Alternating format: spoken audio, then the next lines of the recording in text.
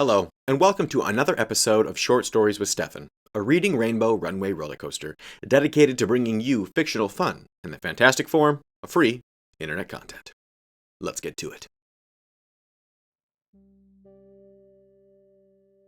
Somehow, someway, I find a bench without a metal divider or armrest.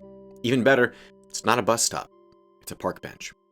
Pulling my cart up to the bench requires some maneuvering. Ignoring my body's screams for sleep, I cover my cart, tie my bungee cords around the bench, and do one last circle to make sure both I and my cart are securely fastened.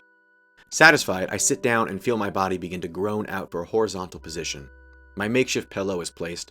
My blanket goes over my cart and me. It's a giant blanket. Acts more like a shell. This shell has saved my life on multiple occasions. Hard for people to sneak up on you or steal from you when you have a huge tarp blanket that makes all the noise when someone touches it. It is also great shade from the sun and great escape from the rain. The wind proves a much bigger adversary. At long last, I enjoy a calm exhale as I lay down to rest. It takes considerable effort to close my eyes, despite their heaviness. Fear of not seeing something coming keeps me up. I can feel my body slowly release the necessary chemical bath to put me to sleep. As sleep approaches, feelings of gratitude surface, until I feel a snag, then a tug, then a pull at my shell. I snap upright, flushing all those lovely sleep chemicals back down, and find a coyote with a mouthful of my blanket. I shoo him away by getting big on the bench. It doesn't take long, and soon enough, my eyes are resuming their well-deserved rest. Living in my car was a much easier, dignified time. When people saw me sleeping in my car, they pitied me, sympathized even. Often they seemed impressed, too, like me being in the car was evidence I hadn't given up, or whatever the haves rationalize about the have-nots. Now, people do not pity me. They fear me. They avoid and never look at me. It's as if without a home, they are afraid I will seize theirs. A sincere mistrust of my vagabond manner is mixed with anger at my perceived choices.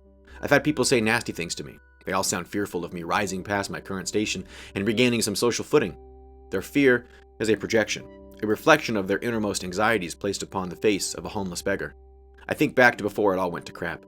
I think of the mundane, the typical, the common. I think of the divorce, the firing, the accident, and the phone call. Nightmares exist while I am awake. Sweet memories bring my mind to rest, and finally, to sleep. Thanks again for watching and listening to Short Stories with Stefan, a Koi Pond Studios production. Don't forget to hit the big trinity of an online entity, like, subscribe, and share.